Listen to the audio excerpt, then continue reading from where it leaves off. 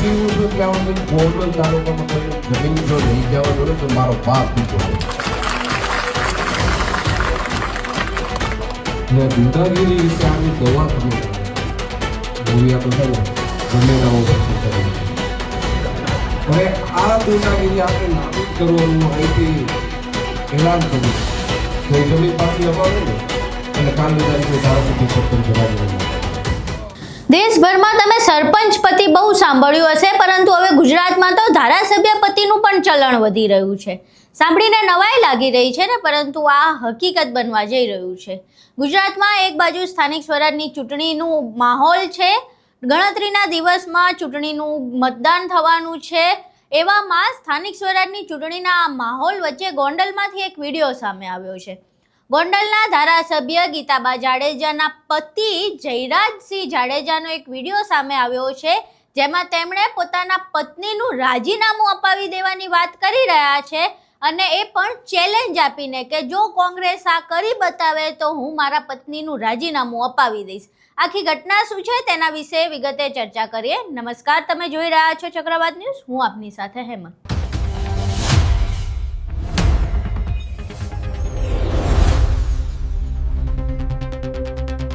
સ્થાનિક સ્વરાજની ચૂંટણીના માહોલ વચ્ચે ગોંડલમાંથી એક વિડીયો સામે આવ્યો છે.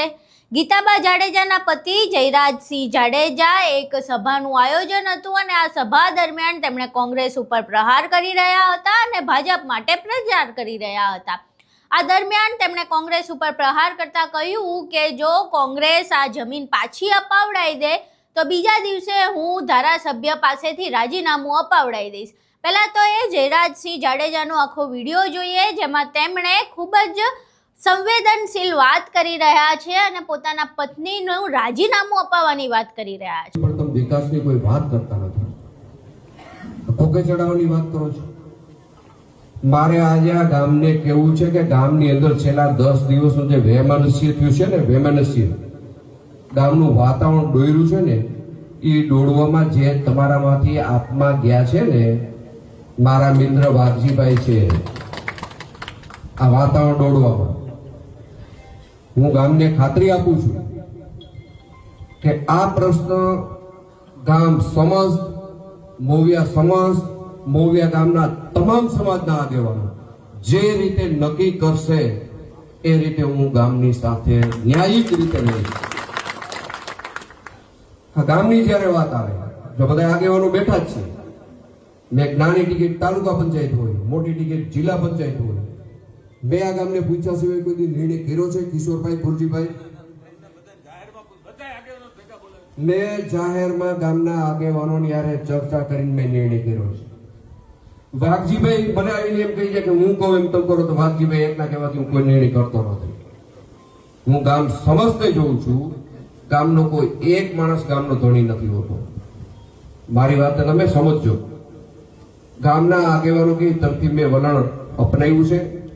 આ પ્રશ્નમાં પણ ગામ સમસ્યા હાજર હશે. ગામના તમામ આગેવાનો જે વાતમાં સૂર પુરાવશે એમાં હું મારો સૂર પુરાવીશ, અને ગામમાં શાંતિ જળવાય એના માટે હું મારા તમામ પ્રયત્નો કરીશ. હવે મારે તમને બીજી વાત કરવી છે. અમે હવે ગઢા માણસો થઈ ગયા છે. ઘરે જવામાં બીક લાગે છે, એટલે 4-5 જુવાનીએ મને ઘરે મૂકવા આવજો. સમજો પછી દાંત કાઢો. સેના કારણે કહું છું ખબર છે ને, બોડલમાં છેલ્લા 4 મહિનાથી દાદાગીરી બહુ વધી ગઈ છે. હજી આ દાદાગીરી ફાલી ફૂલી કેટલી થવાની છે તમને કહું. હજી તો 26નો ચોથો મહિનો હાલે છે. 26ની સાલનો ચોથો મહિનો હાલે છે. હજી સીતાવી આવશે એટલે ગુંડાગીરી વધશે.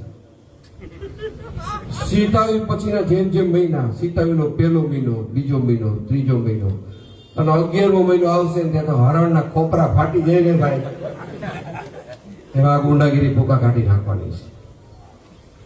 પેલા મારે સામે વાળા લોકોને હું તો નામ નથી લેતો ભાઈ, નામ લેવાના મેં સોગંદ ખાધા છે. મારે ઈ પૂછવું છે કે તમે આ ગામની પીડામાં સહભાગી થવા માટે આવ્યા છો કે રાજકારણ કરવા માટે? મારો બીજો પ્રશ્ન, તમે આ સમાજના આગેવાન તરીકે ગામમાં આવ્યા હતા કે કોઈ પાર્ટીના આગેવાન થઈને તમે આવ્યા છો? તમે પેલા સમાજના આગેવાન થઈને આવ્યા હતા. ગામની પીડામાં ગામમાં ખૂબ ગુંડાગીરી હતી ને, હતી 98માં, આ બધા વડીલો જાણે છે. અને ત્યારે હું 32 વર્ષનો હતો, એમાંથી હું પાસ થઈને આવ્યો છું. મોવિયાએ મને ખભે બેસાડ્યો છે. તમે મને દીકરા તરીકે મોટો કર્યો છે. મોવિયાને ફરીથી અભિનંદન પાઠવું છું. સવાલ જવાબમાં વાત કરું. ભાષણનો અલ્પેશભાઈએ ઘણું બધું કહી દીધું. અલ્પેશે, તમને હું સવાલ અને જવાબમાં વાત કરું. આપણે સંવાદમાં વાત કરું કે આપણે ભેગા થવું અને ભેગું રહેવું બે વાતમાં તફાવત છે. ભેગા થઈ જાય ને તો ભેગું રહેવું એ આપણી ફરજનો ભાગ છે. આજે તમે ભેગા થયા છો ને તો ભેગા રહેવું, આ રીતે સામૂહિક ભેગું રહેવું એ તમારા બધાની ફરજનો એક ભાગ છે. મોવિયા ગામની અંદર મેં કોઈની 1 ઇંચ જમીન પડાવી છે? મોવિયા ગામમાં મેં કોઈના રોકડા 2000, 5000, 10,000 હું લઈ ગયો છું?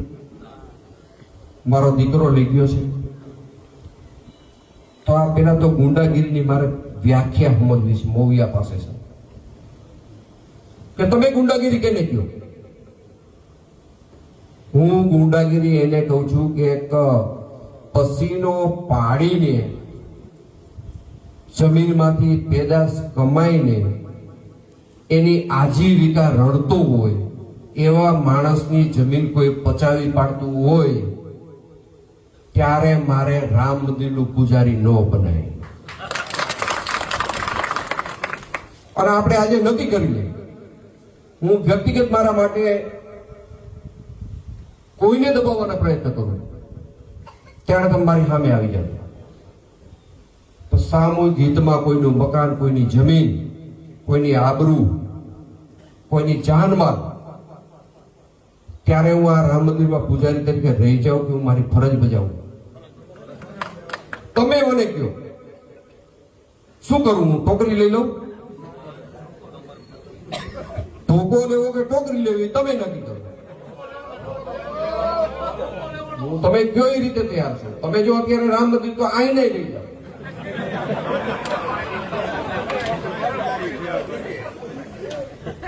આજે એક ટાઈમ જમવાની વ્યવસ્થા તમે કરી દેજો, ફેર નથી પડતો. પોતા માટે કરે ને એને દાદાગીરી કહેવાય. આમ જનતા માટે કરે ને એને હું એક ક્ષત્રિય તરીકે એમ કહું છું કે મને એનું ગૌરવ છે, મને એનું અભિમાન છે, મને મારું સન્માન છે. કે આવી ગુંડાગીરી, અનીતિની ગુંડાગીરી, અનીતિની ગુંડાગીરી, કોઈની 1 ઇંચ જમીન, હું જીવું છું ત્યાં સુધી ગોંડલ તાલુકામાં કોઈની જમીન જો લઈ જવા દો ને તો મારો બાપ બીજો હોય. એમાં પાછી ઓલી ટોકરી નહીં હાલે હો, ચોખવટ કરું છું. એમાં તો બોલો તો તમે એમ કેતા નહીં. ભાઈ, આજના જમાનાની વ્યવસ્થા એક જમાનો એવો હતો કે આપણા બાપુજી મરણ પથારીએ પડ્યા હોય ને તો આપણી આંગળી જાણીને એમ કહેતા ફલાણા ભાઈ મારી પાસે 200 રૂપિયા માગે છે, એને આપી દેજે, ફરી જતો નહીં. આજનો સમય એવો છે કે એને મરી જવાનું હોય ને ચિઠ્ઠી લખી નાખે કે 200 રૂપિયાના ત્રાસથી હું મરી જાઉં છું. એમાં અમે બાપ દીકરો, મારે 15-20 દીકરા નથી હો ભાઈ. તમે બધાય એક સંતાનના બાપ છો, એક સંતાનના હવે તમે દાદા થઈ ગયા છો. મને વાલો છો. અને રાજકારણ મારો વ્યવસાય નથી હો ભાઈ. આ મારો વ્યવસાય નથી કે આની ઉપર મારું ઘર હાલે છે એવું નથી. આ મોવિયા બાવાજી બાપુની સાક્ષીએ કહું છું, આના કારણે મારું ઘર નથી આવતું. હું એવો કોઈ ઉપડ માણસ નથી, હું એટલો બધો કોઈ સુખી માણસ નથી. મારે કોઈ પાસે લાંબુ હાથ કરવું પડે જેવું મારી સમયની કોઈ જરૂરિયાત નથી, મારી કોઈ માંગ નથી. હવે ગુંડાગીરી વિશે આની દવા તમે મને બતાવો. મોવિયા તો છે ને ગમે ના ઓપરેશન કરી નાખે. હવે આ ગુંડાગીરી આપણે નાબૂદ કરવાનું અહીંથી એલાન કરું છું. 30 વર્ષ પહેલા મેં નાબૂદ કરી. હવે જે બની બેઠેલા એવા છે ને એની પાસે તમે કેસ લઈને જાઓ. કેવો કેસ લઈને જાઓ કુરજીભાઈ? કે મારી 20 વીઘા જમીન રાજકોટના ફલાણાભાઈ લખાવી ગયા છે, મને જમીન પાછી અપાવો. તો એ જમીન પાછી અપાવે ને એટલે કાલની તારીખ હું ધારાસભ્ય પદ તરીકે રાજીનામું અપાવી દઉં. શેની વાતો ઠોકો છો તમે? અને તમને ગોંડલની પીડા હિતાવી નજીક આવી એટલે 22 માં એવો હોત તો સારું હતું. હાલો 22 સુધી 5 વર્ષ તમને દે, તમે સીધે સીધી પીડા. અને ગોંડલ માટે 182 માં ક્યાંય નહીં. મને એ વિચાર થાય છે કે ચૂંટણીનો વિધાનસભાનો સમય નજીક આવે તો બહારના લોકોના પેટમાં તેલ કેમ રેડાય છે? 182 માંથી ગોંડલ એક જ કેમ? એનું કારણ શું? જે મોટો સમાજ છે ને ભાઈ, હું સામેવાળાને જવાબ આપું છું, જે ગોંડલ તાલુકાનો મોટો સમાજ છે ને એ મારી હારે છે, એની કોઈને ગમતું નથી. અહીં તમે આખો વિડીયો જોયો. હવે પ્રશ્ન એ થઈ રહ્યો છે કે ધારાસભ્ય ગીતાબા જાડેજા છે તો પછી જયરાજસિંહ જાડેજા રાજીનામું અપાવવાની વાત શા માટે કરી રહ્યા છે? જે ધારાસભ્ય છે એ પોતે શા માટે ભાષણ નથી આપતા? અને ધારાસભ્યએ રાજીનામું આપવું કે ન આપવું એનો નિર્ણય શું એના પતિ લેશે? આપણે અત્યાર સુધી દેશભરમાં ઘણું એવું જોયું છે કે સરપંચ મહિલા હોય, જે અનામત બેઠક હોય મહિલાઓની, એમાં સરપંચ મહિલા બની જાય પરંતુ આખો કારોબાર એમના પતિ સંભાળતા હોય. અને ગોંડલમાં ક્યાંક એવું જ લાગી રહ્યું છે કે આખું કટ અને ગોંડલમાં એવું જ લાગી રહ્યું છે કે ધારાસભ્ય ભલે ગીતાબા જાડેજા છે પરંતુ એમના વતી ભાષણો આપવાનું અને એમના વતી રાજીનામું અપાવવાનું કામ જાણે હવે એમના પતિએ હાથમાં લઈ લીધું છે. બીજી બાજુ એમણે ગોંડલની ગુંડાગીરી વિશે પણ વાત કરી અને એવું કહ્યું કે આ લોકોને ચૂંટણી ટાણે જ ગુંડાગીરીને બધું યાદ આવે છે. પરંતુ આ બધી વાતો વચ્ચે એક જ વાત ઉડીને આંખે વળગે તેવી છે કે તમે કોણ છો ગીતાબા જાડેજાનું રાજીનામું અપાવનારા? તમે એમના પતિ છો તો એ તમારી સંસારિક વાત છે, તમારી ઘરની વાત છે.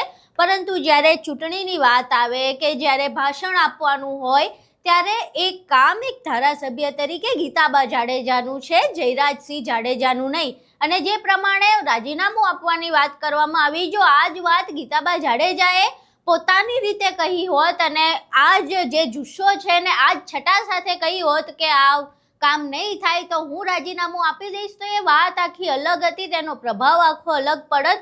પરંતુ ગોંડલમાં એવું જ લાગી રહ્યું છે કે ગીતાબા જાડેજાની બદલે તેમના પતિ જયરાજસિંહ જાડેજા અને તેમનો દીકરો ગણેશ જાડેજા જાણે બધુંય સંભાળતો હોય અને તમામ ભાષણોથી લઈને બેઠકો સુધી તમામમાં તેમના પતિ અને તેમનો દીકરો સાથે જોવા મળે. એટલે પ્રશ્ન થઈ રહ્યો છે કે જે પ્રમાણે સરપંચ પતિનું વલણ છે આપણે હજુ સુધી ખતમ નથી કરી શક્યા સંપૂર્ણ રીતે, ત્યાં હવે ધારાસભ્ય પતિનું વલણ ગુજરાતમાં વધી રહ્યું છે. અને જે પ્રમાણે ગોંડલનો કિસ્સો છે, જો એવી રીતે વધારે ને વધારે આવા કિસ્સા જોવા મળશે તો એક બાજુ આપણે મહિલા અનામતની વાત કરીએ છીએ કે લોકસભાથી લઈને વિધાનસભા સુધી તમામ જગ્યાએ 33% મહિલા અનામત હોવી જોઈએ. અને જો એ મહિલા અનામતના લાગુ કરવામાં આવશે અને મહિલા અનામત લાગુ થઈ જશે પછી આવી રીતે શાસન થશે કે જે ધારાસભ્ય છે એક બાજુ બેઠા હશે, જે સાંસદ મહિલા છે એક બાજુ બેઠા હશે અને તેમના પતિ જે બધા ભાષણો કરતા હશે અને તેમના પતિ આવી રીતે રાજીનામાથી લઈને બધી વાતો કરતા હશે તો પછી એમને અનામત મળી કે ન મળીનો કોઈ અર્થ રહેતો નથી. અહીંયા આપણે જયરાજસિંહ જાડેજાનો આખો વિડીયો જોયો. હવે આખા વિડીયો પરથી તમને શું લાગે છે કે જયરાજસિંહ જાડેજાએ જે પ્રમાણે વાત કરી એ કેટલી યોગ્ય છે? અને શું તમને પણ એવું લાગે છે કે જે પ્રમાણે સરપંચ પતિનું વલણ છે એવી રીતે ગોંડલમાં પણ જોવા મળી રહ્યું છે કે કેમ? તમારા મંતવ્યો અમને કોમેન્ટ બોક્સમાં જરૂર જણાવજો. વિડીયો પસંદ આવ્યો હોય તો વિડીયોને લાઇક કરજો, શેર કરજો અને અમારી ચેનલને સબસ્ક્રાઇબ કરવાનું ભૂલશો નહીં. નમસ્કાર.